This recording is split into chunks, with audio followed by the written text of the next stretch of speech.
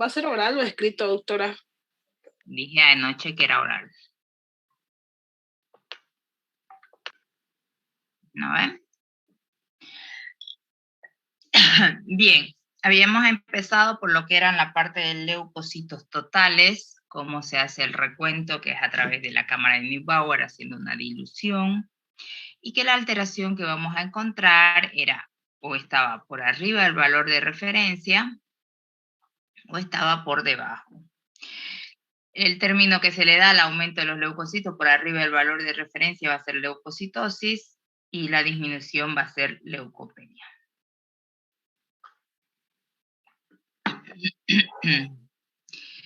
Vimos las causas, ¿sí? Y también vimos lo que eran las causas de la leucocitosis y quedamos en que nos faltaría la parte de la disminución de los leucocitos por debajo de los valores de referencia, que sería la leucopenia.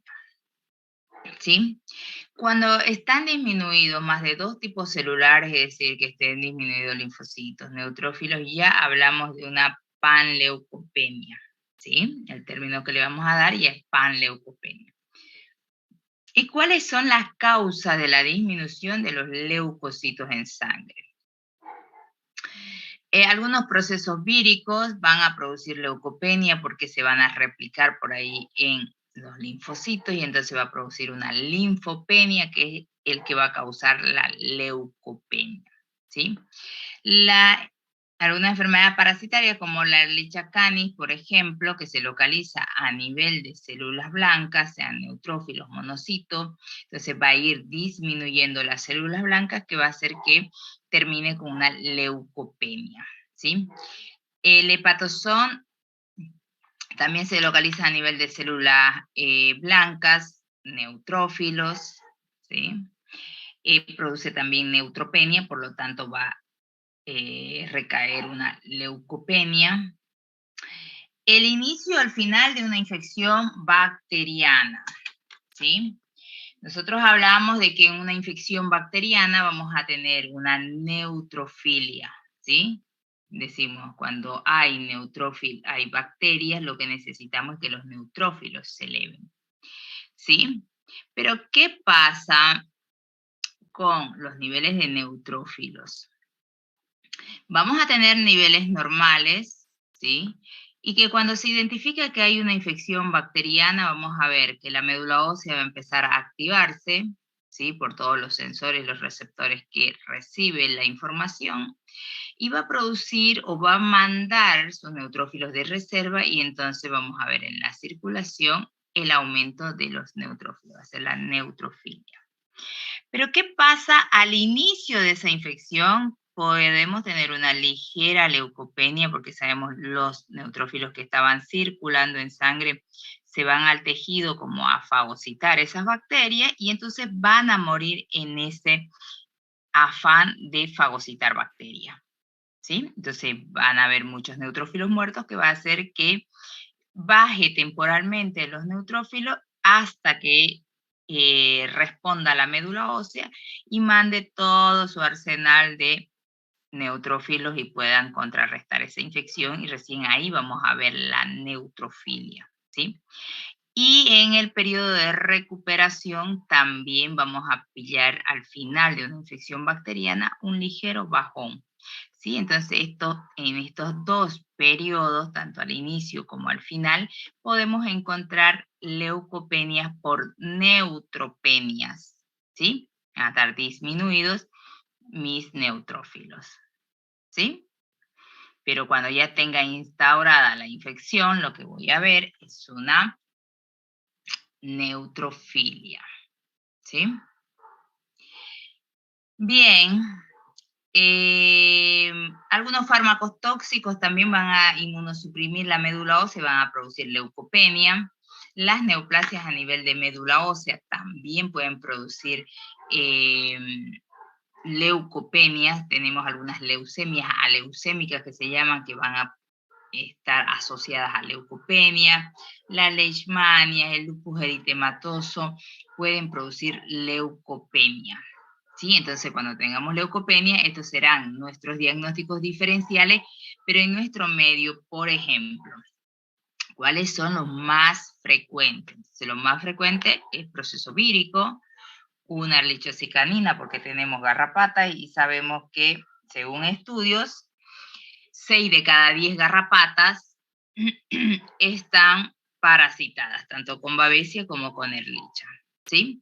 Hepatozón canis es una enfermedad que por ahí menos frecuente, pero que se ha identificado de casualidad en los frotisanguíneos, ¿sí? Entonces, sí hay hepatozoonosis en nuestro medio, ¿bien? Entonces, por ahí nuestros primeros diagnósticos van a ser, cuando tengamos leucopenia, asociarlo con algún proceso vírico, una erlichosis, van a estar dentro de nuestros primeros diagnósticos porque es lo más frecuente, ¿sí? Por ejemplo, fíjense acá, este es un felino de 1 año, y entonces nuestros valores de referencia son de 5.000 a 18.000. Los leucocitos están 4.800, que estos serían por debajo de 5.000 para cualquier edad, porque dijimos los leucocitos va a variar de acuerdo a la edad, pero esto para cualquier edad ya estaría disminuido, porque está por debajo del valor de referencia. Si este paciente tiene cuadro clínico, pues habrá que relacionarlo con eso, pero ya rápidamente podríamos ver que al parecer esta disminución de los leucocitos se debe a la disminución de los linfocitos. Y entonces dijimos que las enfermedades víricas eran una de las principales causas de leucopenia. En este caso, esta alteración de leucopenia con linfopenia, es decir, las causas de linfopenia son las mismas causas de la leucopenia, ¿sí? Entonces podríamos asociarlo a un proceso vírico y ya dependiendo del cuadro clínico, bueno, pensaremos en las diferentes enfermedades víricas que afectan al felino, ¿sí? Acá, por ejemplo, fíjense, tenemos un paciente de 5 años, este es un canino, los valores de referencia bovino. Los valores de referencia son de 4.500 a 11.000 leucocitos por microlitro, ¿sí? Entonces, esto tenemos 10.000 de leucocitos que estaría dentro del valor de referencia, pero para un animal adulto de 5 años, esto estaría elevado, porque dijimos los animales más viejos deberían estar acercándose más hacia el límite inferior. Entonces tenemos que buscar, esto sería una leucocitosis, ¿sí? Leucocitosis, aumento de los leucocitos para la edad, tomando en cuenta la edad. Y para relacionarlo con una patología tenemos que ver qué pasa con el diferencial. ¿Quién es el que está haciendo que suban estos leucocitos? Y son los linfocitos. Entonces acá vamos a decir que hay una leucocitosis por una linfocitosis, por el aumento de los linfocitos, ¿sí? Y después ya tenemos que buscar las causas de linfocitosis que van a ser las mismas causas de la leucocitosis. Y así llegamos al diagnóstico, ¿sí? ¿Está bien?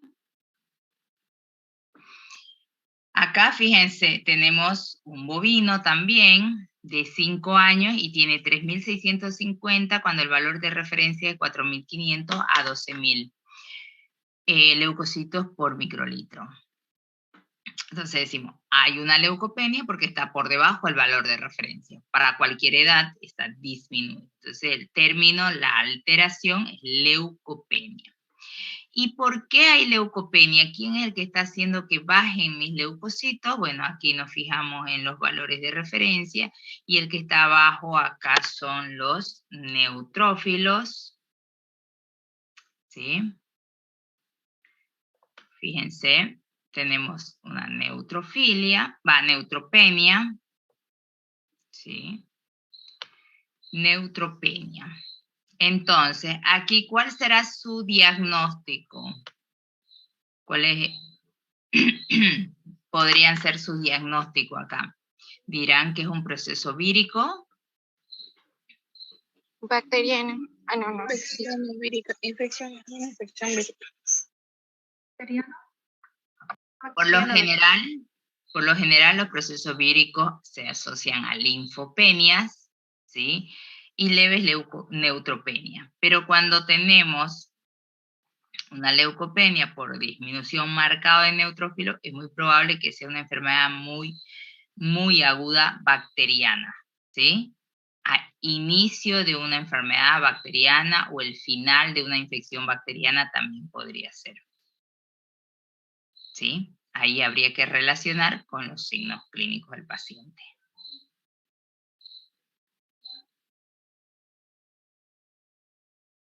¿Por qué está qué?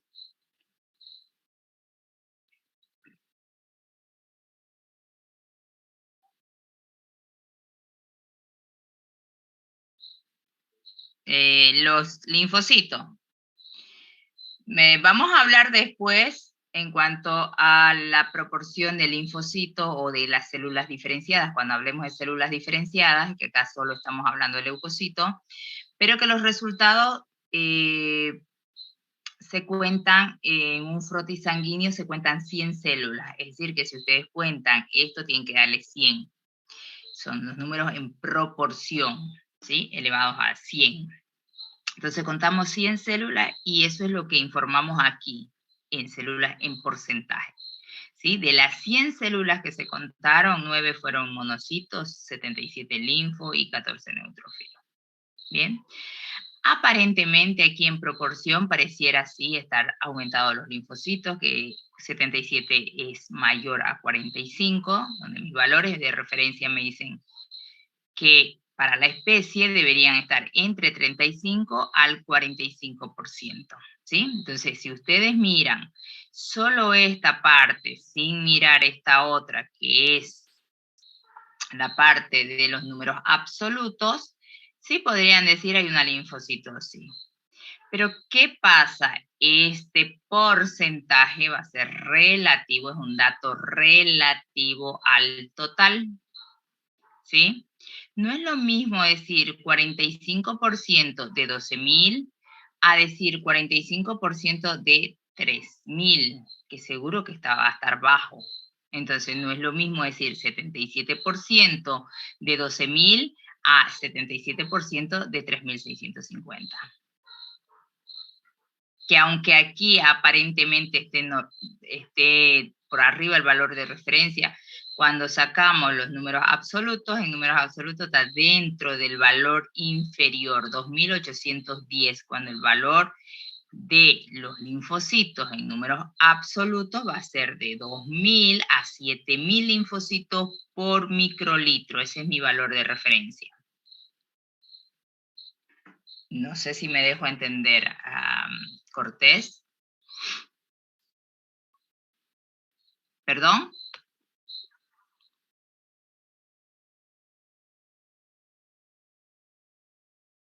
Sí, siempre que empecemos a interpretar debemos hacerlo en números absolutos. Ahora, cuando ya tienen un poco más de práctica y pueden razonar de esa manera, es decir, bueno, que depende del total y si el total es bajo, el 77% igual va a estar bajo, va a estar dentro de los valores normales, ahí ya pueden interpretar después en números relativos, no hay ningún problema.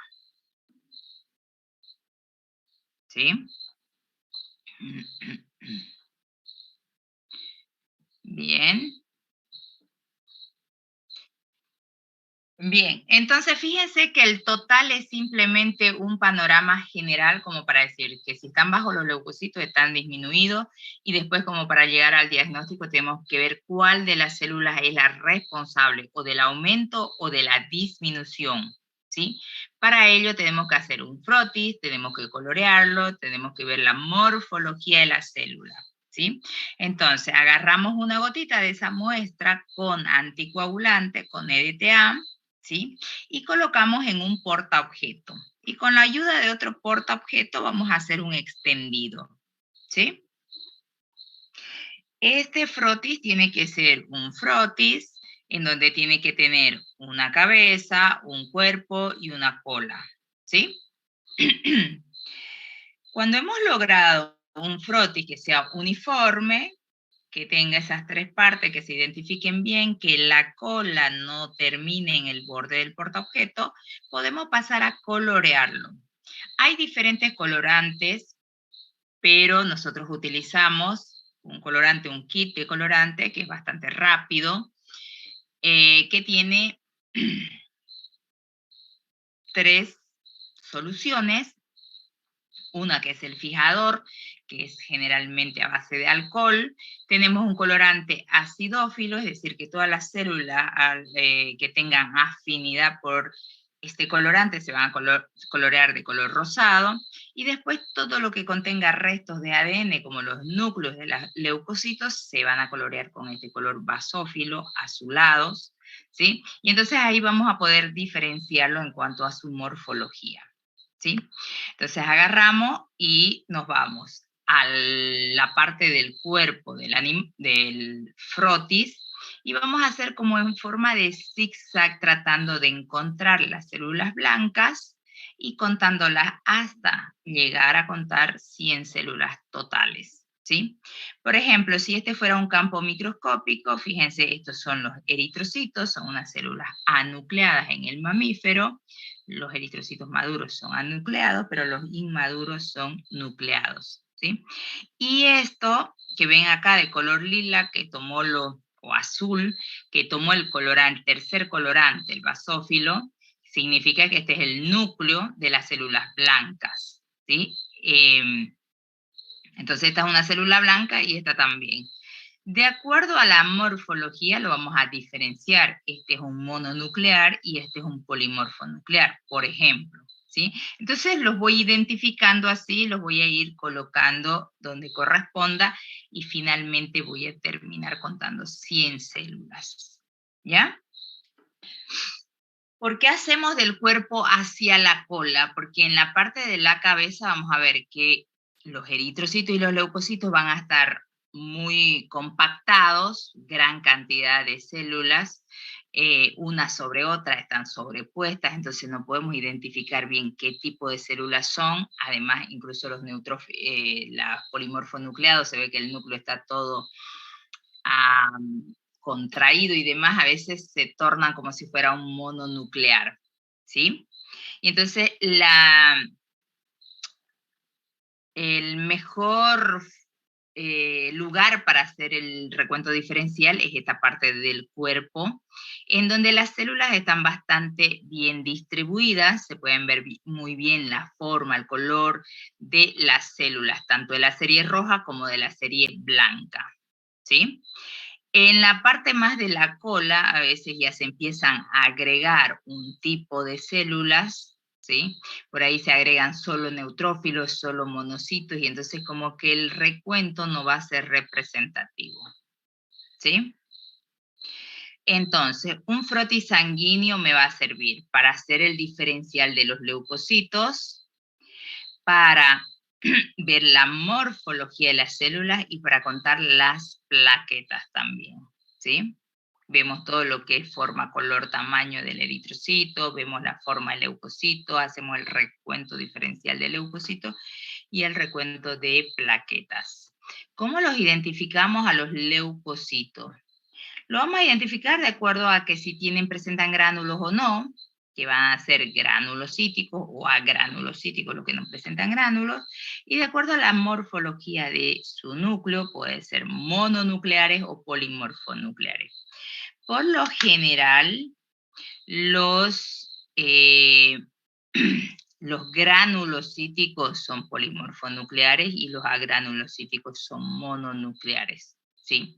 ¿Y cuáles son los mononucleares? Tenemos al monocito y al linfocito. ¿Y cuáles son los polimorfonucleares granulocíticos? Tenemos el neutrófilo, el eosinófilo y el basófilo, ¿sí? Bien, acá están. Vamos a mostrarla en imágenes. Bien, entonces los mononucleares agranulocíticos, como dijimos, son linfocitos, fíjense que tienen un solo núcleo. Los mononucleares también, que parecieran tener alguna lobulación, es un solo núcleo, es mononuclear, pero esto a diferencia del linfocito, que es el otro mononuclear que podríamos confundirlo, el monocito es la célula más grande dentro de los leucocitos y que presentan vacuolas en su citoplasma, ¿sí? Sin embargo, el linfocito tiene muy escaso citoplasma, muy poquito. Fíjense, este es el linfocito, este es el núcleo, todo lo violeta, y este escaso citoplasma de color claro, ¿sí? Algunos que ni se les nota. Sin embargo, este es el monocito. Este es el monocito, y fíjense que este es su citoplasma, todo lo violeta, y aquí presenta unos vacuolas, unos espacios blancos, ¿sí? Que es por lo que tienen la capacidad fagocítica. Los polimorfonucleares granulocíticos, ¿sí? Son el neutrófilo, fíjense, tiene un lóbulo acá, tiene otro lóbulo acá, tiene otro lóbulo por acá, aquí hay otro lóbulo y aquí hay otro, ¿sí? Es lobulado su núcleo. Este otro también es polimorfonuclear, es lobulado, ¿sí? Fíjense, su núcleo es lobulado. Pero este tiene una característica en el citoplasma que lo diferencia del neutrófilo, ¿sí? La diferencia es que el eosinófilo va a tener unos gránulos rosados, ¿sí? Estos gránulos se van a teñir con el segundo colorante rosado. Entonces, si bien son polimorfonucleares ambos, este tiene gránulos rosados y se llama eosinófilo porque se coloreó con el colorante eosinofílico, y el neutrófilo se llama neutrófilo porque fíjense que su citoplasma no se colorea con nada, es neutro, no se coloreó ni azul ni rosado.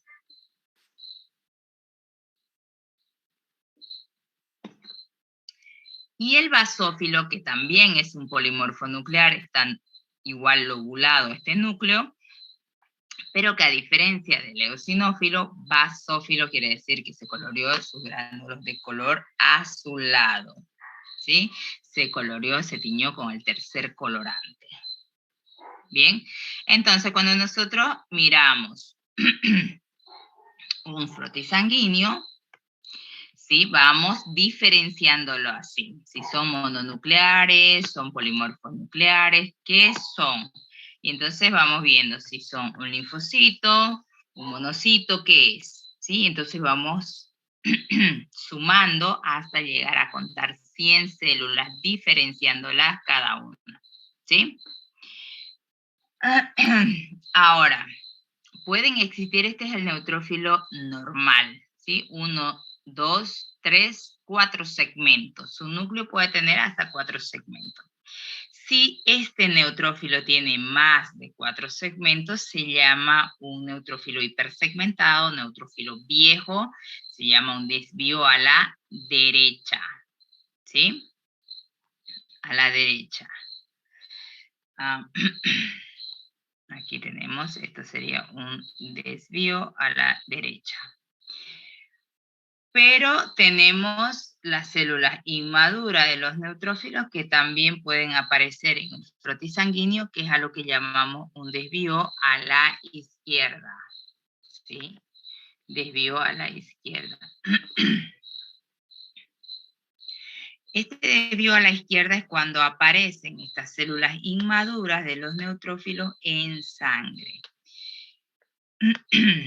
Cuando nos fijemos en los valores de los leucocitos, hay un valor, un porcentaje normal de neutrófilos en banda, que se llaman estos, ¿sí? En banda, que pueden aparecer en los frotis normales. Pero hasta cierto porcentaje, si no me equivoco, hasta un 5%. Luego tenemos esta otra célula que es más inmadura, que fíjense que su núcleo, ustedes pueden ver bien el núcleo o hay una barra que les está molestando, a ver. No, doctora, se ve bien. Ah, perfecto, la barra me sale solo a mí, entonces bueno, dale.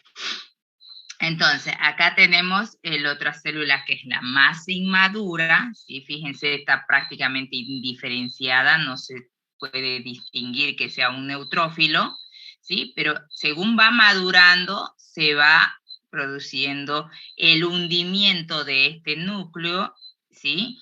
El juvenil ya se ve más o menos que se va haciendo la curvatura, y en el caso de las células en banda, ya lo vamos a ver como una herradura de caballo, se dice como una C o como una S invertida. Entonces, según va madurando, va produciéndose la hendidura esa, y después, cuando ya madura un poco más, se va estrangulando, esto se va como que estrangulando aquí, se va produciendo los segmentos, y finalmente llega a ser un neutrófilo maduro segmentado, ¿sí? Entonces, cuando en la circulación veamos estas células inmaduras de los neutrófilos, también se colocan en la fórmula leucocitaria, y es a lo que llamamos un desvío a la izquierda. Y cuando solo tenemos hasta en banda, se dice desvío a la izquierda leve, juveniles moderado, y cuando aparecen hasta mielocitos son los desvíos a la izquierda marcados. Bien, estas son algunas de las diferencias. Ambos son mononucleares, pero fíjense que este de acá abajo casi no tiene citoplasma.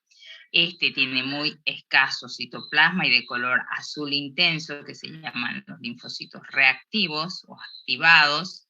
Acá tenemos un monocito con un citoplasma más azul, y acá un monocito con un núcleo más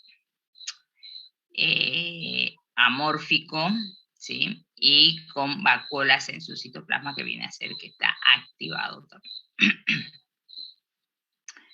Bien, entonces hay que reconocer esas células en los frotis sanguíneos y los vamos colocando. Fíjense que aquí en la fórmula leucocitaria sí tenemos para colocar en banda hasta 6% es normal. Juveniles, mielocitos no deben existir en la fórmula leucocitaria de un paciente normal. Entonces, cuando están presentes se llaman desvío a la izquierda la alteración.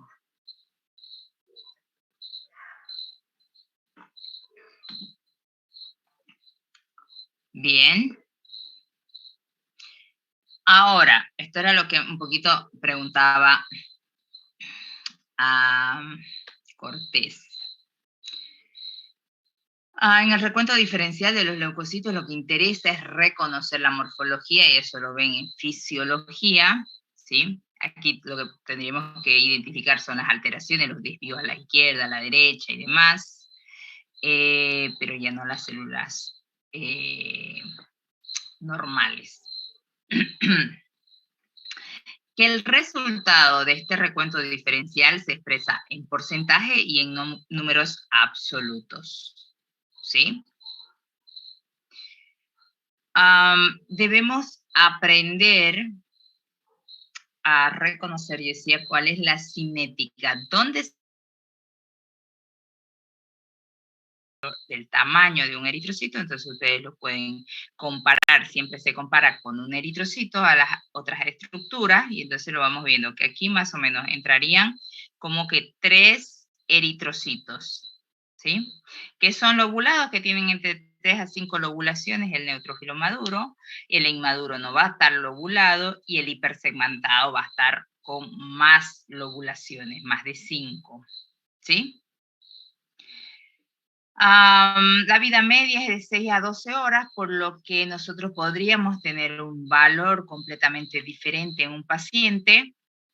Después de 6 horas la población podría cambiar completamente, ¿sí? Si quieren verlo igual acá, que se producen en la médula ósea, se van a la circulación, quedan algunos marginados acá en el pool marginal, y después que se van hacia los tejidos a cumplir su función, ¿sí? Entonces existen 3 compartimentos de los neutrófilos, uno a nivel medular, luego está el pool circulante y en los tejidos, ¿sí? Que tienen la capacidad fagocítica, no se logran ver, pero tienen esta capacidad como de crear falsos o brazos,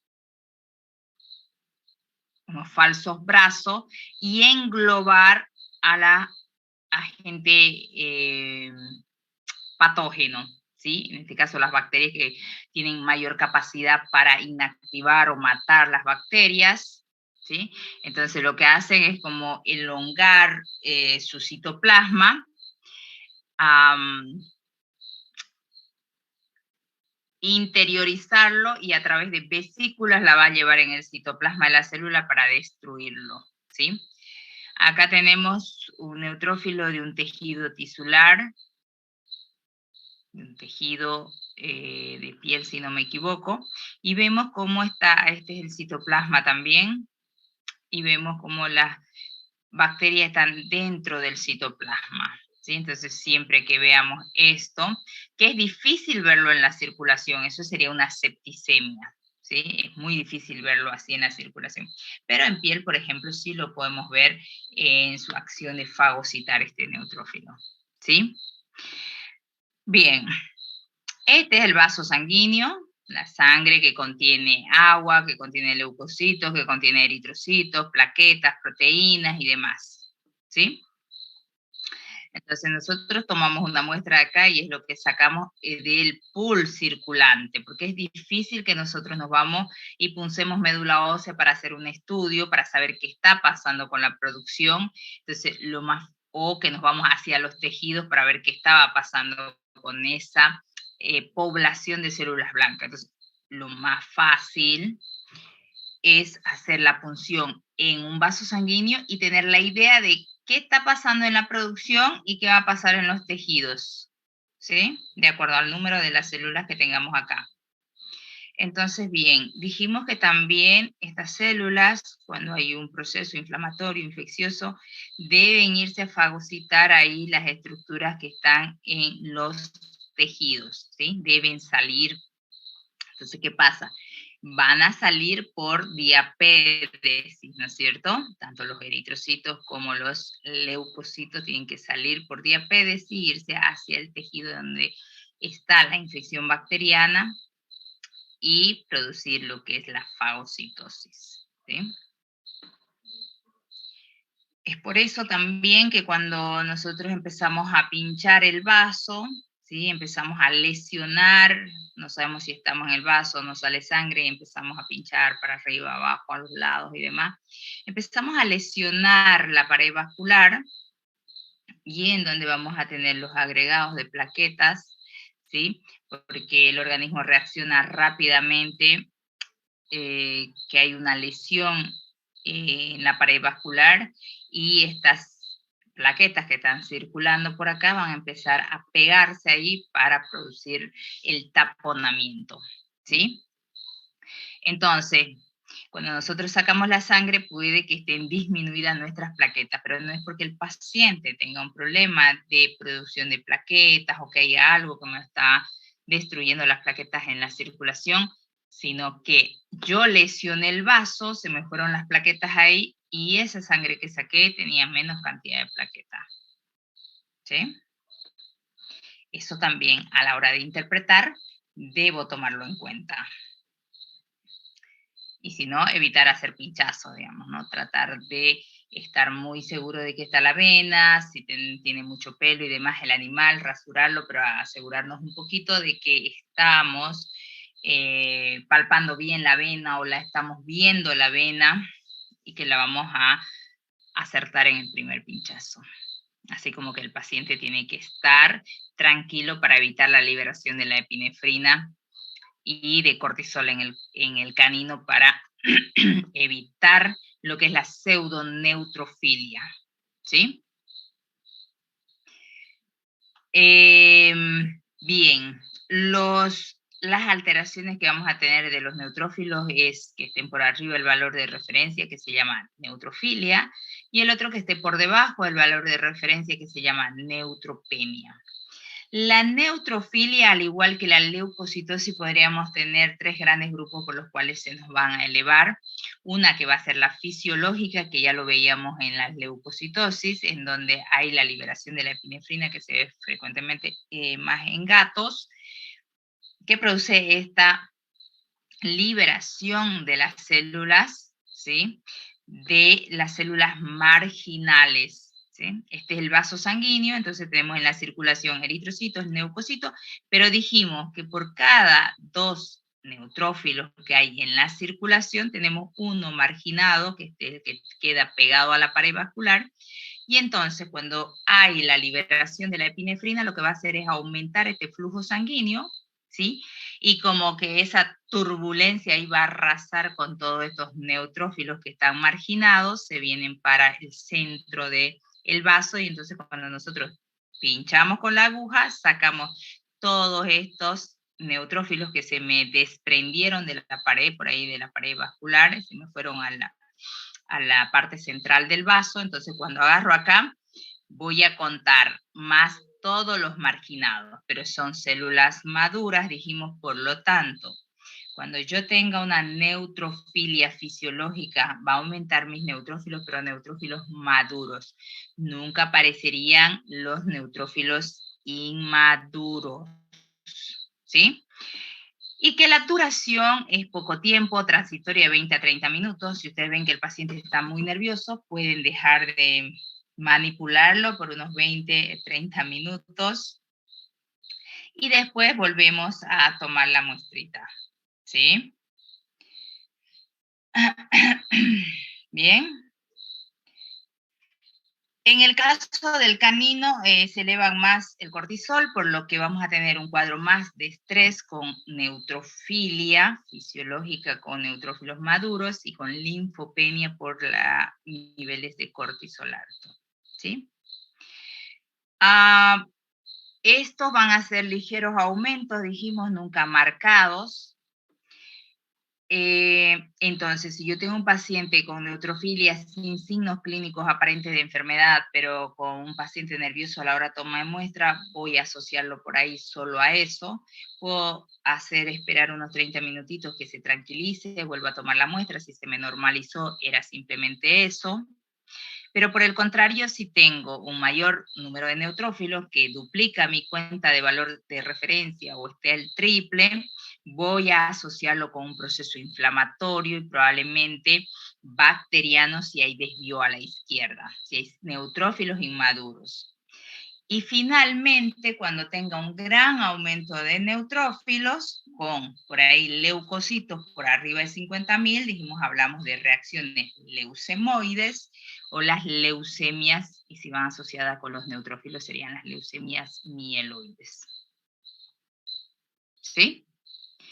En el caso de la neutropenia, que es la disminución de los neutrófilos por debajo del valor de referencia, vamos a pensar en procesos inflamatorios sobreagudos. Les decíamos, si tengo una leucopenia con neutropenia, voy a pensar o es el inicio fulminante de una infección bacteriana, una inflamación sobreaguda, o es el final, ¿sí?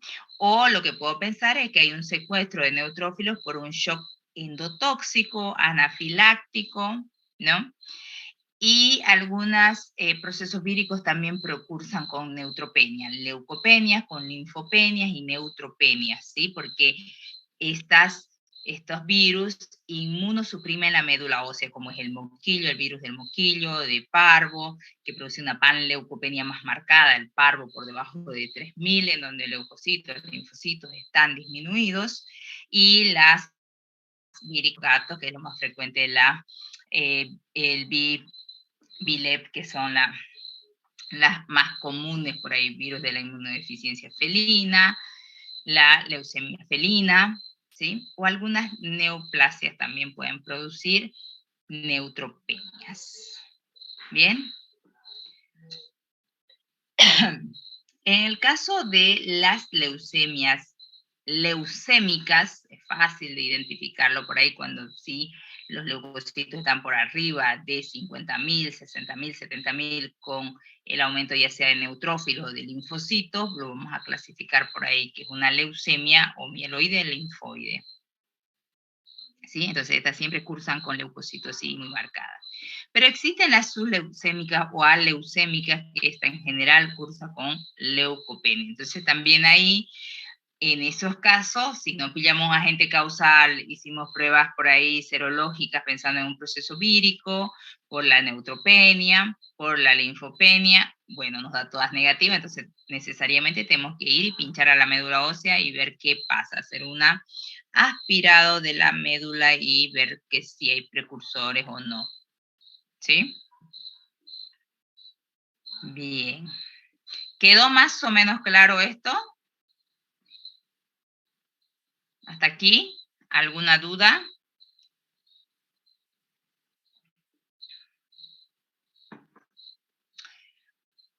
¿Y eso? Que sí, que no, me fui. Se me cortó el internet y estuve hablando 20 No, minutos doctora. a la burrera. No, doctora, nos dejó sin palabras. Sí, que ¿Quedó claro? sin dudas, no sé si fue sin dudas o con muchas dudas, pero ahí quedó. Bien, espero que hayan quedado con muchas dudas, que saliendo de clase vayan, busquen un libro, bajen algún libro de hematología y empiecen a leer y entenderle bien, ¿sí? Yo sé que esto es un poquito por ahí complicadito si lo estamos escuchando por primera vez, pero yo sé que esto ya lo han visto. Los precursores son las células inmaduras que van a estar en la médula ósea, ¿sí? Así como los mielocitos, por ejemplo, yo tengo que ver en el aspirado de la médula ósea si hay mielocitos o no. Si hay mielocitos, estoy hablando de que la médula ósea se está regenerando, ¿sí? Pero si no hay, yo hablaría de una aplasia medular, de una hipoplasia medular, ¿sí?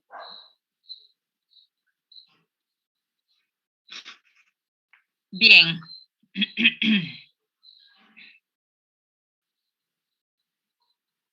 Entonces dijimos que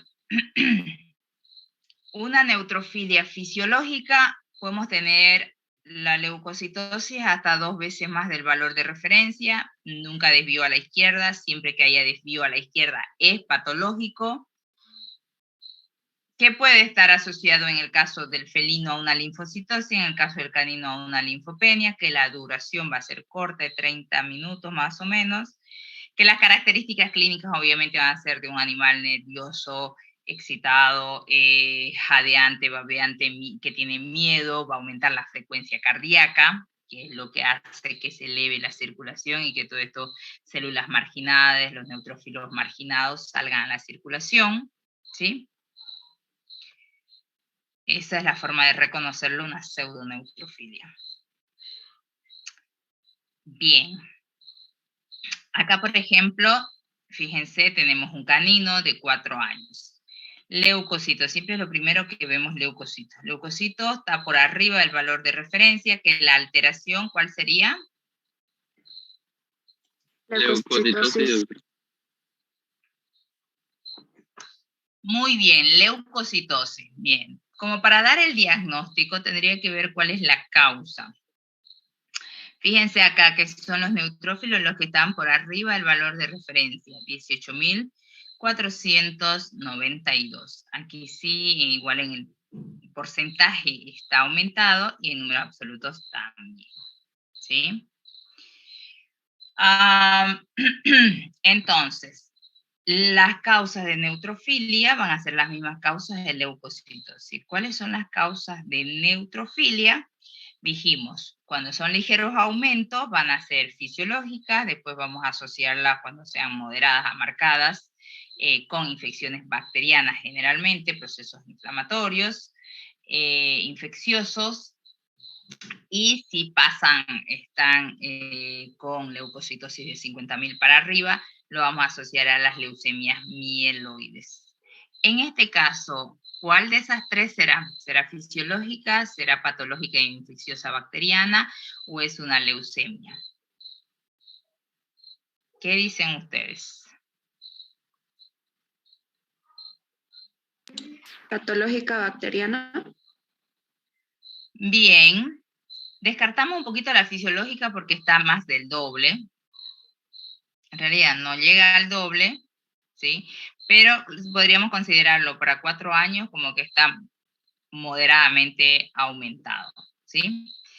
A pesar que no hay desvío a la izquierda. En este canino, por ejemplo, si viese que está muy nervioso, muy excitado a la hora de toma de muestra, podría considerarlo, es decir, que tiene esta leucocitosis neutrofílica sin signos clínicos de enfermedad, podría considerar la fisiológica normal, ¿sí? Porque no hay desvío a la izquierda. Cumple con todo lo que dice acá.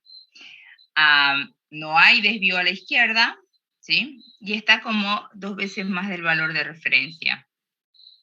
Lo que sí no cumple es que no tiene la linfocitosis, que está bien en el canino, a veces cursa con linfopenia por lo cortisol alto, ¿sí? Pero si yo veo que este paciente tiene signos clínicos, tiene fiebre, tiene otros signos clínicos más de infecciones infecciosas, lo voy a considerar que podría ser un proceso inflamatorio. Voy a decir que es bacteriano, me va a confirmar que es bacteriano cuando aparezcan las células de los neutrófilos inmaduros, ¿sí? Antes me está diciendo que está inflamado, ¿sí? Y la funcionalidad de los órganos inflamados obviamente va a estar comprometida. Bien.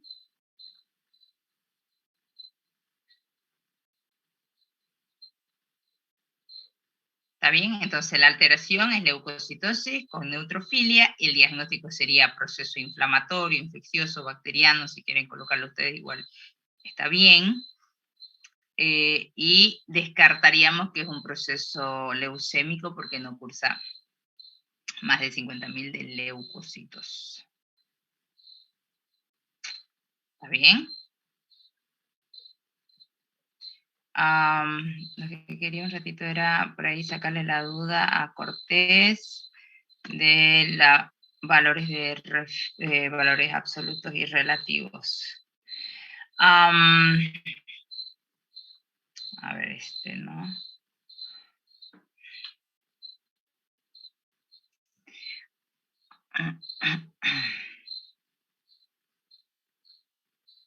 Acá, por ejemplo, a ver, podríamos hacer con este valor, a ver si me entienden.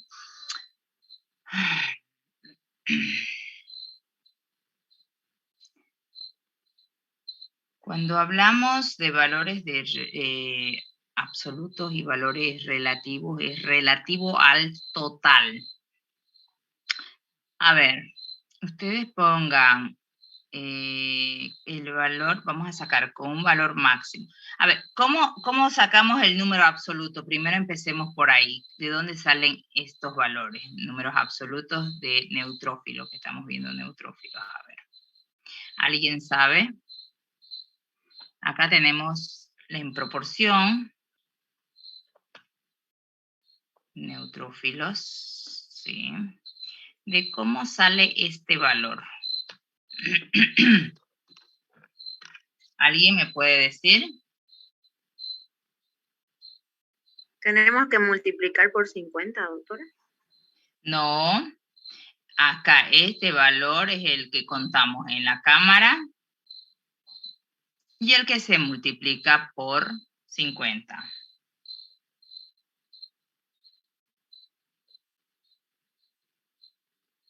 Pero ¿cómo salen estos valores de acá? De acá, por ejemplo, ¿de dónde sale?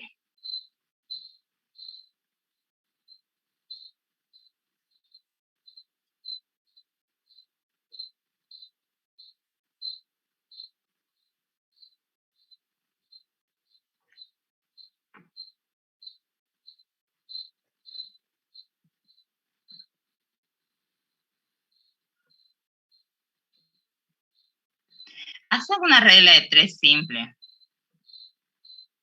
¿Sí? Este sería su total, su 100%, y a esto le sacan el 41%.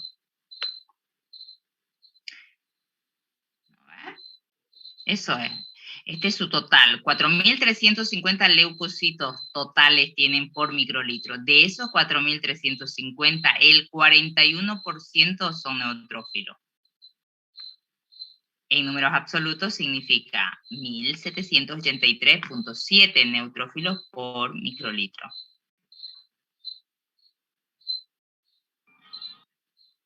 ¿Cuánto les dio? ¿Está bien sacado? 1783. ¿Es eso o no?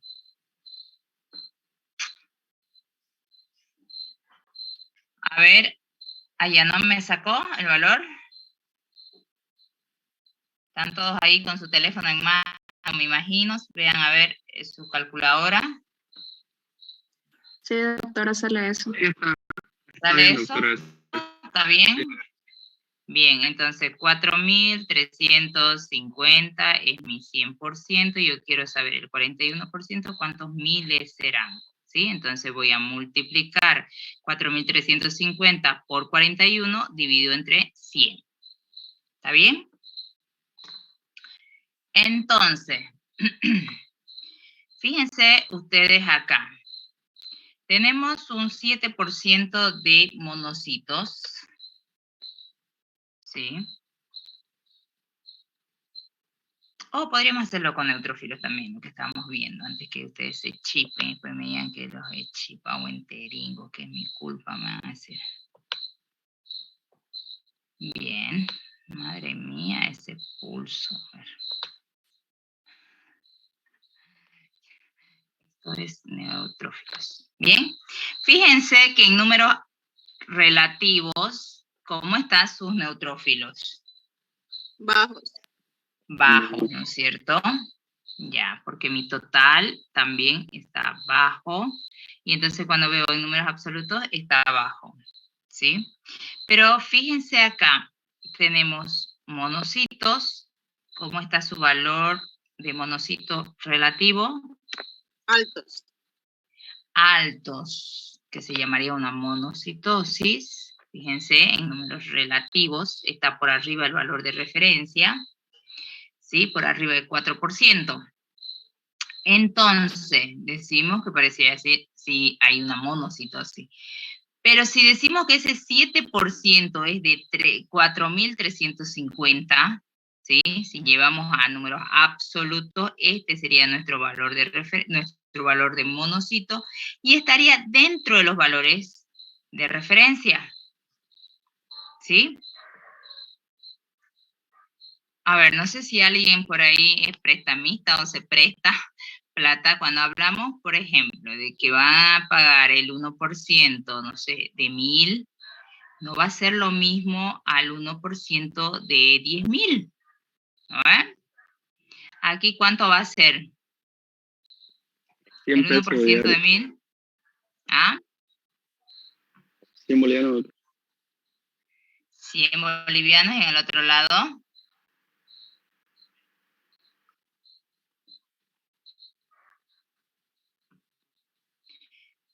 Aquí serían 10 y aquí serían, ¿cuánto?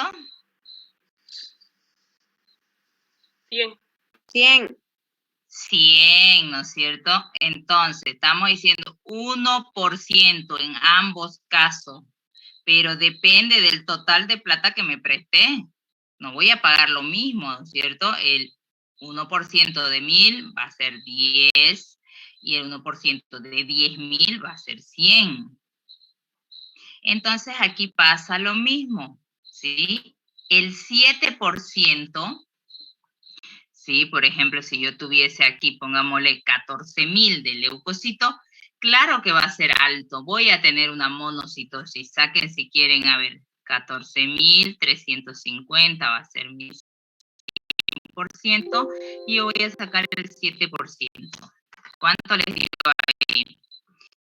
Seguro que está por arriba el valor de referencia. ¿Cuánto les dio? 304.5. No. 14.350 por 7 dividido entre 100. 1004,5. Exacto. Tenemos 1004.5. Entonces, este es 1.004, está por arriba de 7.000 y ahí sí, el 7% de 14.000 está alto, al igual que en porcentaje y en números absolutos, porque mi total está alto. Ahora, el 7% de 4.000 está dentro de mis valores de referencia, 304 nada más. ¿Sí? No cambia aquí, sigue siendo el 7%, pero si aquí mi total cambia, claro que mi valor absoluto va a cambiar. ¿Sí? Es decir, no es lo mismo decir 7% de 14.000 a decir 7% de 4.000. ¿Quedó más o menos claro? ¿No?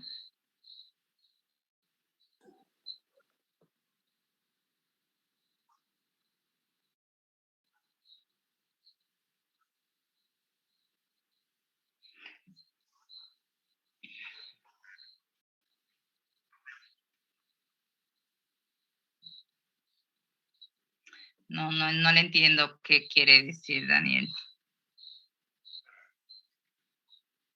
Ya. Ujú.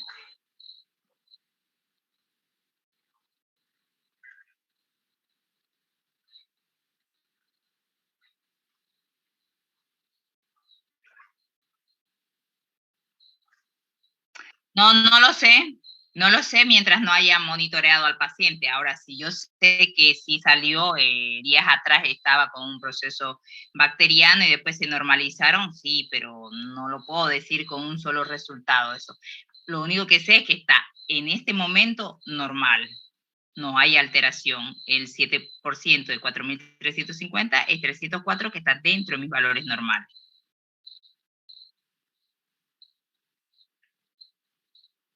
¿Sí? Si no tengo alteración, no lo tomo en cuenta. Solo las alteraciones tomo en cuenta. Bien, si más o menos quedó claro, vamos a terminar con esto que es desvío a la derecha, que es cuando aparecen los neutrófilos hipersegmentados, y vamos a decir, ¿qué pasa con los hipersegmentados? ¿Por qué un neutrófilo se hipersegmenta?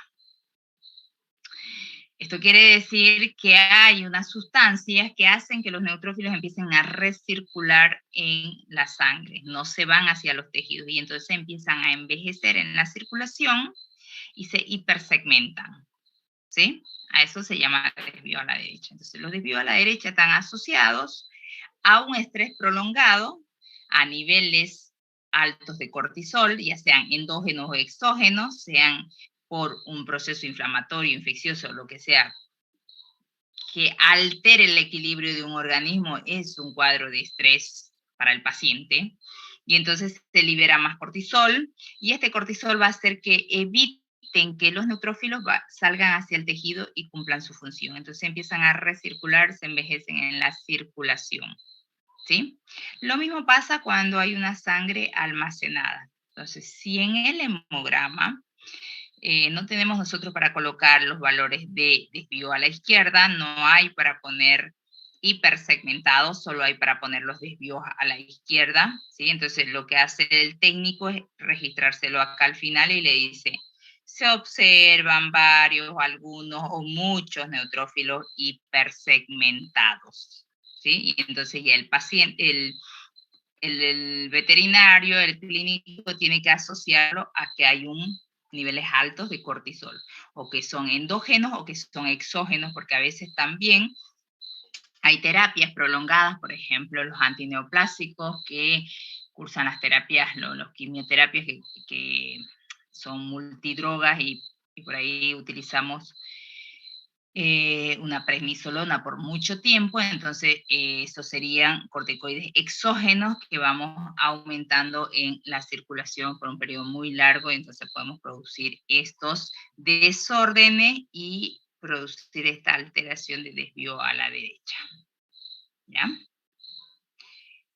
Y como dijimos, los desvíos a la izquierda se deben a la presencia de células inmaduras, ¿sí?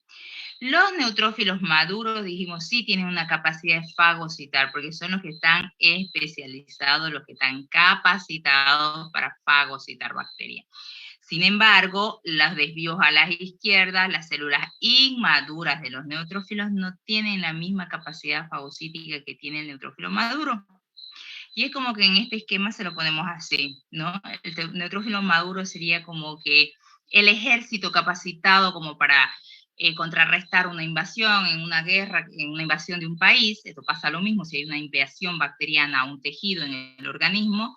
Bueno, los neutrófilos son los soldados especializados que van a ir y contrarrestar eso, ¿sí?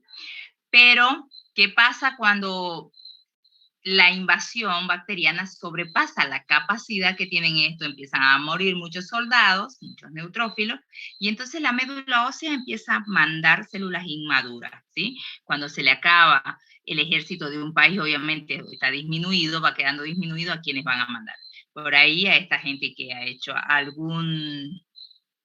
alguna capacitación, como los que van a hacer su, ¿qué se llama esto? Servicio Premilitar, la premilitar y demás, que tienen algo, entienden algo de manejo de armas y demás, de estrategias, no sé, de guerra y demás. Entonces tienen alguna capacidad fagocítica. Los en banda vendrían a ser como esos, más o menos. Tienen algo de capacidad fagocítica, pero no tienen la misma capacidad fagocítica que tiene un neutrófilo maduro, ¿sí? Y finalmente los juveniles y los mielocitos serían como aquella gente que no tiene ni idea cómo manejar un arma, cómo contrarrestar en una guerra, cómo actuar. Entonces vienen a ser como quizás estos niños, mujeres que no tenemos idea de cómo manejar las armas. Entonces, de acuerdo a la cantidad de estas células inmaduras que haya, vamos a ver también nuestro pronóstico, ¿sí? Es decir, que si hay más neutrófilos inmaduros que estos inmaduros, tienen mayor posibilidad de ganar la guerra, obviamente. Pero si por el contrario, estas células inmaduras son en mayor proporción que esta, ahí ya sabemos que el pronóstico es muy malo, que estos no tienen capacidad fagocítica, que es probable que esa invasión bacteriana vaya a hacer una septicemia y vaya a terminar con la vida del paciente, ¿sí? Entonces, bien, cuando hablamos de los desvíos a la izquierda, los clasificamos en leves, moderados y marcados. Leves cuando aparecen solo hasta en banda, moderado cuando aparecen hasta juvenil y marcado cuando aparecen hasta mielocito, ¿sí? Cualquiera de estas presencias de células inmaduras nos está diciendo que hay una infección bacteriana, pero que cuando solo hay hasta en banda decimos que es localizado todavía el problema, que el organismo está tratando de contrarrestar esto y está evitando que se generalice el problema, y que cuando aparecen ya los juveniles hay una moderada desvío a la izquierda y es más probable que sea una septicemia. En algunos textos, libros, ustedes van a leer que los desvíos moderados a la izquierda lo asocian por ahí con infecciones bacterianas generalizadas, septicémicas, y en algunos todavía dicen que es leve. Es como que el término intermedio, entre que es localizado y va avanzando hacia una generalizada, ¿sí?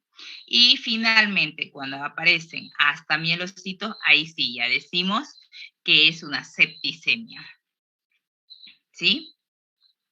Y peor si aparecen estos neutrófilos tóxicos, que son aquellos neutrófilos con granulaciones en su citoplasma, que nos indica una alteración en la maduración a nivel de la médula ósea. Entonces siempre se asocian con enfermedades bacterianas, ¿sí? Bien.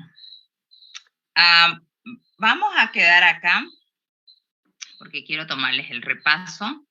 Y quiero que ustedes lean un poquito sobre esto, sobre neutrofilia, sobre neutropenia, sobre los desvíos a la izquierda, y que se los voy a poner una tarea, dije, para el día lunes, ¿sí? Que coloquen todas las causas, o por lo menos 3 a 4 causas para cada alteración. Leucocitosis, leucopenia, neutrofilia, neutropenia, eosinofilia, eosinopenia, como para que ya lo tengan muy claro ustedes esas alteraciones y puedan asociarlas después con los diagnósticos. ¿Ya? Ahora una pregunta. Dígame. En la desviación a la derecha, encontramos neutrófilos hipersegmentados, ¿dijo? Hipersegmentados, ¿sí? Neutrófilos viejos. Ya, doctora, gracias. ¿Ya? ¿Alguna otra pregunta?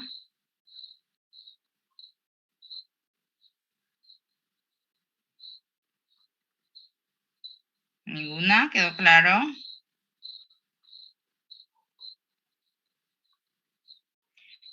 Bien, entonces pueden leer en el texto o leer otros libros de interpretación de hemogramas. O sigue elevado los neutrófilos, cambiaré de terapia, ¿sí? Monitoreo a mi paciente, si funciona mi tratamiento o no. ¿Está bien? ¿Quedó claro? Sí, doctora. Quedó Sí, claro. doctora. Bien, Calisaya, ¿por qué cree que no se utilizan con mayor frecuencia los análisis clínicos? Porque en primer lugar hay dificultad en la interpretación de los análisis dependiendo de qué prueba hagamos. Igualmente, bueno, antiguamente tal vez cuando no se utilizaba, te dijo que se creía que era una pérdida de tiempo. Y porque eso sería, doctora. Una de las principales causas, entonces, es La dificultad en la interpretación del resultado. bien. Bien, se pueden retirar todos los que ya dieron. Susi, ¿Prosales o Rosales? Pereira Rosales, doctora. ¿Y por qué se registra así? Si les he dicho que registren con sus apellidos. Sí, lo escribí mal cuando entré otra vez, como entré rápido. Ah, ya. Bien. Pereira Rosales está fusionado ahí. Sí, está mal escrito. ¿Qué hacer? No hay problema, se pueden quedar. ¿Qué hacer cuando un resultado no coincide con su clínica? Ustedes dicen, no, parece que este resultado está mal, porque la clínica no dice eso, no tiene relación con la clínica, con lo que veo, con el signo clínico que veo en el paciente. En esos casos, ¿qué van a hacer? En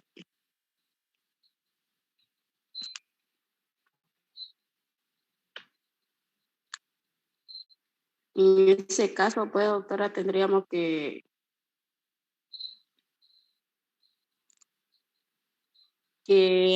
¿cómo se dice? Por el método de volver a hacer otro análisis, hacer volver a hacer otros análisis, si no son confiables. ¿Cómo sabe que no son confiables?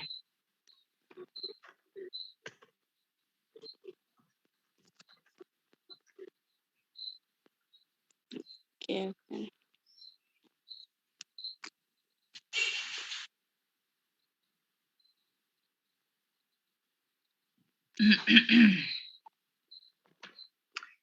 Dijimos que cuando...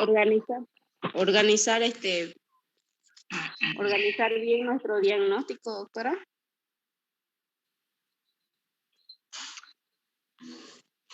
Sí, revisar su caso podría ser una de las causas. Pero dijimos que cuando no coincide con nuestros resultados, lo que tenemos que hacer es llamar al laboratorio, pedirle que nos vuelvan a procesar la muestra, nos repitan la prueba. Y si vuelve a salir lo mismo, tendríamos que revisar al paciente. Por ahí, en base a las alteraciones, puede decir, me sale una linfopenia marcadísima, una panleucopenia por debajo de 1000. El paciente está comiendo, está con todos los signos clínicos. Le hice el hemograma solo para control. Me salió que tenía una panleucopenia. Digo, le vuelvo a pedir al laboratorio que me lo haga, me vuelve a salir el mismo resultado, me confirman el mismo resultado. Entonces digo, bueno, aquí, ahí tengo que revisar al paciente y ver lo que se me escapó y asociarlo con esa alteración hemática que me salió. O sea, ya voy pensando en base a un proceso infeccioso, vírico, o por ahí una aplasia, una hipoplasia medular, entonces ya en base al resultado que ya lo hicieron 2 veces, lo repitieron, me lo confirmaron, entonces ya lo tomo como que sí, puede estar así mi paciente, simplemente que no está mostrando los signos clínicos que me ayuden a entender ese resultado, ¿sí? Por ahí empiezo a buscar tal vez otras pruebas también específicas de ese problema, ¿sí? Porque puede pasar que un paciente esté sin signos clínicos muy claros y tenga un resultado muy malo, con un pronóstico muy malo, ¿sí?